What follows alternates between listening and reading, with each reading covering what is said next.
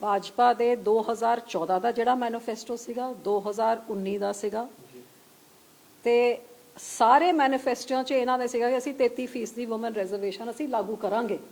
ਲੇਕਿਨ 2014 'ਚ ਸਰਕਾਰ ਬਣਨ ਤੋਂ ਬਾਅਦ ਨਾ 5 ਸਾਲ ਤਾਂ ਲੈ ਕੇ ਆਏ, 19 'ਚ ਬਣਨ ਤੋਂ ਬਾਅਦ ਨਾ ਤਾਂ ਲੈ ਕੇ ਆਏ, 24 ਦੀ ਇਲੈਕਸ਼ਨ ਵਾਸਤੇ ਜਦ 6 ਮਹੀਨੇ ਰਹਿ ਗਏ ਸੀ ਇੱਕ ਵਾਰ ਫੇਰ ਇਸੇ ਤਰ੍ਹਾਂ ਸਪੈਸ਼ਲ ਸੈਸ਼ਨ ਬੁਲਾ ਕੇ ਇਸ ਨਵੇਂ ਪਾਰਲੀਮੈਂਟ ਦੇ ਵਿੱਚ बड़े धूमधाम दे नाल इन्हां ने 33% विमेन रिजर्वेशन बिल 20 सितंबर 2023 ਨੂੰ ਸਾਰੀ ਪਾਰਟੀਆਂ ਨੇ ਯੂਨੈਨਿਮਸਲੀ ਪਾਸ ਕਰ ਦਿੱਤਾ ਤੇ ਸਾਰੀ ਪਾਰਟੀਆਂ ਨੇ ਉਸ ਟਾਈਮ ਕਿਹਾ ਸੀ ਕਿ ਜਿਵੇਂ 545 ਦੀ ਪਾਰਲੀਮੈਂਟ ਹੈਗੀ ਤੁਸੀਂ ਇਹਦੇ ਵਿੱਚ ਹੀ 33% ਲਾਗੂ ਕਰਕੇ ਅਗਲੀ 2024 ਦੀ ਚੋਣ ਰਿਜ਼ਰਵੇਸ਼ਨ ਦੇ ਨਾਲ ਕਰਾਓ ਤੇ ਪੂਰੇ ਔਰਤਾਂ ਨੂੰ ਵੀ ਬਹੁਤ ਦੇਸ਼ ਭਰ 'ਚ ਬੜਾ ਉਤਸ਼ਾਹ ਸੀ ਕਿ ਅਖੀਰ 'ਚ 75 ਸਾਲ ਬਾਅਦ ਸਾਨੂੰ ਸਾਡੇ ਹੱਕ ਮਿਲ ਰਿਹਾ ਹੈਗਾ। ਲੇਕਿਨ ਹੈਰਾਨੀ ਤੇ ਦੁੱਖ ਦੀ ਗੱਲ ਆ ਸੀਗੀ ਕਿ ਬੜਾ ਢੰਡੋਰਾ ਪਿਟਾ ਕੇ ਸਾਰੇ ਦੇਸ਼ ਭਰ 'ਚ ਰੌਲਾ ਪਾ ਕੇ ਸਾਰੀ ਆਪ ਦੀ ਵਿਮਨ ਐਮਪੀਜ਼ ਨੂੰ ਵਧਾਈਆਂ ਦਿਲਵਾ ਕੇ ਇਹਨਾਂ ਨੇ ਸਾਰਾ ਡਰਾਮਾ ਤਾਂ ਪੂਰਾ ਰਚਿਆ। ਲੇਕਿਨ ਬਿੱਲ 'ਚ ਨਿਕਲਿਆ ਕਿ ਬਿੱਲ 'ਚ ਆ ਨਿਕਲਿਆ ਕਿ ਆ ਲਾਗੂ ਤਾਂ ਹੋਊਗਾ ਜਦ ਸੈਂਸਸ ਹੋਊਗਾ। ਸੈਂਸਸ ਕਦੋਂ ਹੋਊਗਾ ਉਹਦੀ ਕੋਈ ਡੇਟ ਹੀ ਨਹੀਂ ਲਾਈ। ਸੈਂਸਸ ਤੋਂ ਬਾਅਦ ਡੀਲਿਮਿਟੇਸ਼ਨ ਹੋਗੀ ਉਹਦੇ ਬਾਅਦ ਜਾ ਕੇ ਇਹਦਾ ਮਤਲਬ ਔਰਤਾਂ ਨੂੰ ਆ ਨਹੀਂ ਪਤਾ ਸੀ ਕਿ ਇਹ 2029 'ਚ ਵੀ ਲਾਗੂ ਹੋਊਗਾ ਜਾਂ 32 'ਚ ਜਾਂ 34 'ਚ ਕਦੋਂ ਲਾਗੂ ਹੋਗਾ, ਕੋਈ ਐਂਡ ਡੇਟ ਨਹੀਂ ਲਿਖੀ ਸੀ। ਲੇਕਿਨ ਔਰਤਾਂ ਦੀ ਵੋਟਾਂ ਬਟੋਰਨ ਵਾਸਤੇ ਦੇਸ਼ ਭਰ 'ਚ ਭਾਜਪਾ ਨੇ ਜਾ ਕੇ ਪੂਰਾ ਢੰਡੋਰਾ ਸਵਾਗਤ ਕਰਕੇ ਪ੍ਰਧਾਨ ਮੰਤਰੀ ਸਾਹਿਬ ਦਾ ਪਾਰਟੀ ਦਾ ਤੇ ਪੂਰਾ ਉਹਦਾ ਲਾਹਾ ਲਿੱਤਾ। ਲਾਹ ਲੈਣ ਤੋਂ ਬਾਅਦ ਸਰਕਾਰ ਬਣਾ ਲਈ। 2024 'ਚ ਸਰਕਾਰ ਬਣੀ ਤੇ ਰਿਜ਼ਰਵੇਸ਼ਨ ਦੇ ਬਾਰੇ ਇੱਕ ਸ਼ਬਦ ਤੱਕ ਨਹੀਂ ਬੋਲਿਆ, ਮੂੰਹ ਤੱਕ ਨਹੀਂ ਖੋਲਿਆ ਸੈਂਸਸ ਤੱਕ ਹੀ ਸ਼ੁਰੂ ਕਰਨੀ ਸੀ। ਹੁਣ ਹੈਰਾਨੀ ਦੀ ਗੱਲ ਆ ਹੈਗੀ ਕਿ 2026 ਦਾ 2 ਮਹੀਨੇ ਦਾ ਲੰਬਾ ਬਜਟ ਸੈਸ਼ਨ ਹੁਣੇ 10 ਦਿਨ ਪਹਿਲੇ ਖਤਮ ਹੋਇਆ। ਇਹਨਾਂ 2 ਮਹੀਨਿਆਂ 'ਚ ਇਹਨਾਂ ਨੇ ਇਸ ਬਿੱਲ ਦੀ ਕੋਈ ਚਰਚਾ ਨਹੀਂ ਕੀਤੀ। ਅਖੀਰਲੇ ਦਿਨ ਸੈਸ਼ਨ ਖਤਮ ਹੋਣ ਤੋਂ ਬਾਅਦ ਇੱਕਦਮ ਇਹ ਐਲਾਨ ਕਰਦੇ ਆ ਬਈ 3 ਦਿਨ ਦਾ ਹੋਰ ਸੈਸ਼ਨ ਰਿਜ਼ਰਵੇਸ਼ਨ ਬਿੱਲ ਦੇ ਉੱਤੇ ਵੀ ਸਾਰਿਆਂ ਨੂੰ ਆਸ ਸੀ ਵੀ ਕੀ ਰਿਜ਼ਰਵੇਸ਼ਨ, ਕਿਉਂਕਿ ਬਿੱਲ ਤਾਂ ਕਿਸੇ ਨੂੰ ਦਿੱਤਾ ਨਹੀਂ ਗਿਆ। ਹੁਣ ਜਿਹੜਾ ਕਹਿੰਦੇ ਸੀ ਪਹਿਲੇ ਕਿ ਨਹੀਂ ਜੀ ਅਸੀਂ 24 'ਚ ਲਾਗੂ ਨਹੀਂ ਕਰ ਸਕਦੇ ਕਿਉਂਕਿ ਸੈਂਸਸ ਵੀ ਜ਼ਰੂਰੀ ਹੈ ਤੇ ਡੀਲਿਮਿਟੇਸ਼ਨ ਵੀ, ਹੁਣ ਆਪ ਹੀ ਇਹ ਨਵਾਂ ਅਮੈਂਡਮੈਂਟ ਬਿੱਲ ਲੈ ਕੇ ਆਏ ਨੇ ਕਿ ਸੈਂਸਸ ਦੀ ਤਾਂ ਲੋੜ ਹੀ ਨਹੀਂ। ਇਹ ਕਿਉਂ ਲੋੜ ਨਹੀਂ ਹੈ? ਕਿਉਂਕਿ ਇਹਨਾਂ ਨੇ ਆਪਣੇ ਮਨ ਦੇ ਨਾਲ ਹੀ ਬਣਾ ਲਿਆ ਵੀ 50% ਦੀ ਹਰ ਸੂਬੇ ਦੀ ਅਸੀਂ ਸੀਟ ਵਧਾਵਾਂਗੇ। ਵੀ ਇਹ 50% ਤੁਸੀਂ ਕਿਹਦੇ ਨਾਲ ਡਿਸਕਸ ਕੀਤਾ? ਕੌਨਸਟੀਟਿਊਸ਼ਨ 'ਚ ਕਿੱਥੇ ਕਿਹਾ ਹੈ? ਕਿਹੜੇ ਕਾਨੂੰਨ ਥੱਲੇ ਆਉਂਦਾ ਹੈ? ਕੀ ਇਹਦਾ ਮਤਲਬ ਹੈ? ਕੋਈ ਸਲਾਹ ਮਸ਼ਵਰਾ ਨਹੀਂ। 50% ਅਸੀਂ ਵਧਾ ਰਹੇ ਹਾਂ ਤੇ ਵਧੀ ਹੋਈ 50% ਦੇ ਨਾਲ ਹੀ ਔਰਤਾਂ ਨੂੰ 33% ਦੀ ਰਿਜ਼ਰਵੇਸ਼ਨ ਮਿਲੂਗਾ। ਤੇ ਹੁਣ ਇਹ ਅਮੈਂਡਮੈਂਟ ਸਾਰੇ ਜਣੇ ਪਾਸ ਕਰਨ, ਜੇ ਨਹੀਂ ਕਰਨਗੇ ਉਹ ਔਰਤ ਵਿਰੋਧੀ ਨੇ। ਮੈਂ ਤਾਂ ਕਹਿੰਦੀ ਔਰਤ ਵਿਰੋਧੀ ਤਾਂ ਇਹ ਖੁਦ ਹੀ ਨੇ। ਜਿਹੜਾ ਤੁਸੀਂ ਕੌਨਸਟੀਟਿਊਸ਼ਨ ਨੂੰ ਅਮੈਂਡ ਕਰ ਰਹੇ ਹੋ, 80 ਸਾਲ ਔਰਤਾਂ ਨੇ ਇੰਤਜ਼ਾਰ ਕੀਤਾ ਵੀ ਸਾਨੂੰ 33% ਮਿਲ ਜਾਏ। ਅਸੀਂ 75 ਔਰਤਾਂ ਹੈਗੀਆਂ ਜਿਹੜੇ ਉੱਥੇ ਹੈ। ਜੇ ਹੁਣੇ ਤੁਸੀਂ ਲਾਗੂ ਕਰੋ ਤੁਹਾਨੂੰ 100 ਸੀਟਾਂ ਹੋਣਗੀਆਂ ਹੋਰ ਜਿਹੜੀ ਆਦਮੀਆਂ ਦੀ ਡਿਸਪਲੇਸ ਹੋਣਗੀਆਂ। ਅਸੀਂ 80 ਸਾਲ ਰੁਕ ਗਏ ਕਿ ਤੁਹਾਡੇ ਬੰਦੇ 2 ਸਾਲ ਸੈਂਸਸ ਹੋ ਕੇ ਡੀਲਿਮਿਟੇਸ਼ਨ ਹੋ ਕੇ ਤੁਸੀਂ 2 ਸਾਲ ਰੋਕ ਨਹੀਂ ਸਕਦੇ? ਨਹੀਂ, ਕਿਉਂਕਿ ਮਨਸ਼ਾ ਕੁਝ ਹੋਰ ਹੈ। ਮਨਸ਼ਾ ਆ ਹੈਗੀ ਕਿ ਗੱਲ ਤਾਂ ਆਪਾਂ ਕਰੀਏ ਕਿ ਜਿਹੜਾ ਸਪੋਰਟ ਨਹੀਂ ਕਰਦਾ ਉਹ ਵਿਮਨ ਵਿਰੋਧੀ ਹੈ, ਲੇਕਿਨ ਔਰਤਾਂ ਦੀ ਰਿਜ਼ਰਵੇਸ਼ਨ ਦੇ ਆੜ ਵਿੱਚ ਮਨ ਧੜੰਗ ਦੀ ਆਪਣੀ ਡੀਲਿਮਿਟੇਸ਼ਨ ਇਹ ਕਰਨਾ ਚਾਹੁੰਦੇ ਨੇ। ਡੀਲਿਮਿਟੇਸ਼ਨ ਕਮਿਸ਼ਨ ਇਹਨਾਂ ਦੀ ਆਪ ਦੀ ਹੋਗੀ। ਡੀਲਿਮਿਟੇਸ਼ਨ ਕਮਿਸ਼ਨ ਦਾ ਕੰਮ ਹੁੰਦਾ ਹੈ ਕਿ ਸੈਂਸਸ ਦੇ ਆਧਾਰ 'ਚ ਇਹ ਸੀਟਾਂ ਵਧਾਉਣ, ਲੇਕਿਨ ਉਹ ਕੰਮ ਤਾਂ ਕਮਿਸ਼ਨ ਤੋਂ ਤਾਂ ਛੀਨ ਲਿੱਤਾ। ਆਪ ਹੀ ਫੈਸਲਾ ਕਰਤਾ ਵੀ ਸੀਟਾਂ ਕਿੰਨੀ ਵਧਣ ਗਿਆ। ਤਾਂ ਫਿਰ ਕਮਿਸ਼ਨ ਦਾ ਕੰਮ ਕੀ ਹੈ? ਬਸ ਬਾਉਂਡਰੀਜ਼ ਤੁਸੀਂ ਰੀਵਰਕ ਕਰ ਲਿਓ।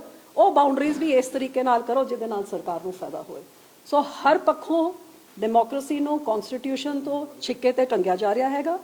ਅੱਜ ਜਦ 580 ਸੀਟਾਂ ਹੋ ਜਾਣਗੀਆਂ ਲੋਕ ਸਭਾ ਦੀ, ਰਾਜ ਸਭਾ ਦੀ ਤਾਂ ਹੋਰ ਕਮਜ਼ੋਰ ਹੋ ਜੂਗੀ। ਰਾਜ ਸਭਾ ਬਣੀ ਇਸ ਕਰਕੇ ਸੀ ਕਿ ਬਿੱਲ ਲੋਕ ਸਭਾ ਤੇ ਰਾਜ ਸਭਾ ਦੋਵਾਂ ਵਿੱਚ ਪਾਸ ਹੋਣ। ਜੇ ਕੋਈ ਲੜਾਈ ਪੈ ਜਾਂਦੀ ਹੈ ਤੇ ਫਿਰ ਸਪੀਕਰ ਜੁਆਇੰਟ ਸੈਸ਼ਨ ਬੁਲਾਉਂਦਾ ਹੈ ਤੇ ਜੁਆਇੰਟ ਸੈਸ਼ਨ 'ਚ ਵੋਟਾਂ ਹੁੰਦੀਆਂ ਨੇ। ਤੇ ਹੁਣ ਜਦ ਸਾਡੀ ਸੀਟਾਂ 850 ਹੋ ਜਾਣਗੀਆਂ ਤੇ ਰਾਜ ਸਭਾ ਜੇ 200 'ਚ 200 'ਚ ਖੜਿਆ ਰਹੂਗਾ ਤੇ ਫਿਰ ਜੁਆਇੰਟ ਸੈਸ਼ਨ ਵੀ ਬੁਲਾ ਲਓ, ਨਤੀਜਾ ਤਾਂ ਉਹੀ ਨਿਕਲੂਗਾ ਜਿਹੜਾ ਲੋਕ ਸਭਾ 'ਚ ਨਿਕਲੂਗਾ। ਸੋ ਹਰੇਕ ਤਰੀਕੇ ਤੋਂ ਡੈਮੋਕ੍ਰੇਸੀ ਨੂੰ ਕਮਜ਼ੋਰ ਕਰਕੇ ਮਨ ਧੜੰਗ ਕਾਨੂੰਨ ਲਾ ਕੇ ਆਪ ਦੇ ਬਲਬੂਤੇ 'ਚ।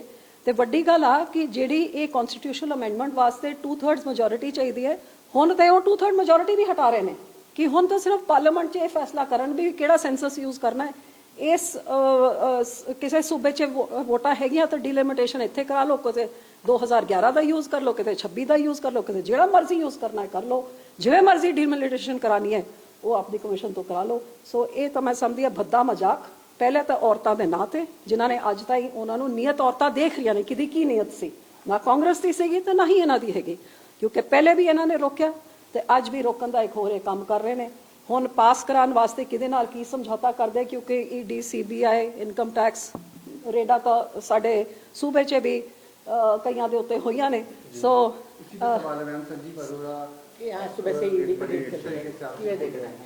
हाँ तो चल रही है, वही बताएंगे, क्योंकि आधे आम आदमी तो वैसे ही भाजपा के साथ रले मिले हुए हैं। हमारा मुख्यमंत्री जब मिला हुआ है तो फिर बाकी भी मिले होंगे, तो हाँ ये अभी नहीं मिले होंगे, जिस करके अब इनके ऊपर रेड चल रही है। इससे पहले मेरा ख्याल लवली यूनिवर्सिटी वालों के ऊपर भी चली थी। सो ये तो यही तो इनकी हथकंडे हैं जिनको अपनाते हैं और अपना काम निकालते हैं, और यही आम आदमी पार्टी राज्य में कर रही है विरोधी पार्टियों के साथ। सो ये भाजपा से सीख रही है, जो आम आदमी कर रही है वो खुद भी भुगत रही है। सो दुख मुझे इस बात का है कि आज जो मुद्दा है, मुद्दा पंजाब में ये है कि 15 दिनों से 3 हफ्तों से फसलें मंडियों में रुल रही हैं। किसान को, जिनको ये भाजपा भी कहती थी आपकी आय दुगनी करेंगे, जो आम आदमी पार्टी कहती थी कि चुटकी में 5 मिनट में सारी फसलों की हम एमएसपी देंगे। एमएसपी तो क्या देना है, हड़ आते हैं, बाढ़ आती है, गड़े पड़ते हैं, मुआवजा तक किसी को नहीं मिला, क्योंकि एसडीआरएफ का जो मुआवजा था वो आम आदमी पार्टी 12,500 करोड़ रुपए भगवंत मान खा गया। और जब आधा पंजाब डूब गया 2025 में, तो उधर तो किसी को क्या देना था। दूसरे राज्यों में जाके केजरीवाल और भगवंत मान पीठ थपथपा रहे हैं कि 50,000 रुपए प्रति हेक्टेयर हमने। हमारी पार्टी के समय भी जब सरकारें थी, श्रीमती सोनिया गांधी जी ने इस बिल की लड़ाई लड़ी थी कि महिला आरक्षण होना चाहिए, महिलाओं को आरक्षण मिलना चाहिए, महिलाओं की भागीदारी होनी चाहिए। अगर महिलाएं नहीं होगी तो देश अधूरा है, महिलाओं के बिना कोई चीज संभव नहीं। कल भी हमने ये बात कही, पार्टी का यही स्टैंड है कि वुमेन रिजर्वेशन बिल के साथ खड़े हैं हम। लेकिन जिस प्रकार से पुराने सेंसस से करके आप बहुत सारी महिलाओं के अधिकार छीनना चाहते हो, वो हम नहीं करना चाहते। फ्रेश सेंसस करें, आप रिजर्वेशन करें, इधर उधर की बात मत करो। आप सारा कुछ ही इधर उधर जल्दबाजी में, और सारी पार्टियों ने ये बात कही। मैं तो ये कहता हूं 50% कर लो भाई, 33 क्यों कर रहे हो? अगर बढ़ाई 33 तो कांग्रेस ने किया था, तो अभी जो हैं उनमें से कर लो, चाहे बड़ा दिल दिखाओ। 540 अभी है ना, उसमें से आधे कर लो। हम तो महिलाओं के पक्ष में है कांग्रेस पार्टी, लेकिन जिस तरीके से आप पुराना कास्ट सेंसस उठाकर हमारी बहुत सी महिलाओं बहनों के हक छीनना चाहते हो, वो हम बात करते हैं।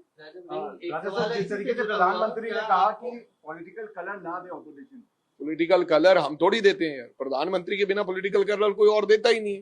लास्ट में जाते जाते किस प्रकार की बातें, पॉलिटिकल कलर कौन देता है? आदरणीय देश के प्रधानमंत्री जी सबसे ज्यादा पॉलिटिकल कलरफुल है, वो ही देते हैं हर चीज को नया नाम। उन्होंने कहा था मंगलसूत्र को खतरा है, उन्होंने कब्रिस्तान की बात करी, उन्होंने शमशान घाट की बात करी थी, तो हम नहीं करते। राय साहब, सवाल ये है कि पंजाब जैसे छोटे राज्यों में आपको लगता है जिस परिसीमन की ये लोग डिलिमिटेशन की बात कर रहे हैं, छोटे राज्यों के साथ जाती होगी अगर वो सीटों की संख्या? 100% छोटे राज्यों में जास्ती भी होगी, साडा छोटे राज्यांचे नुकसान होएगा। बेसिकली कल कोई एक व्यक्ति दस रहा सी, बोल रहा सी कि कल तो फिर उत्तर प्रदेश ही बना दिया करेगा सरकार, तो फिर साडा चुन के आने का मतलब की होएगा? अगर एक राज्य ने ही देश के अंदर सरकार बना देनी, थोड़ा मोटिव हो रहा है, थोड़ी साजिश हो रहा है। इसलिए ही मैडम प्रियंका गांधी जी ने कहा कि आज शकुनी जी भी होते और नहीं चनकिया जी होते, तो वो भी कहीं ना कहीं उनको लगना था कि क्या मैं तो कुछ नहीं था जो रणनीति अमित शाह जी बना रहे।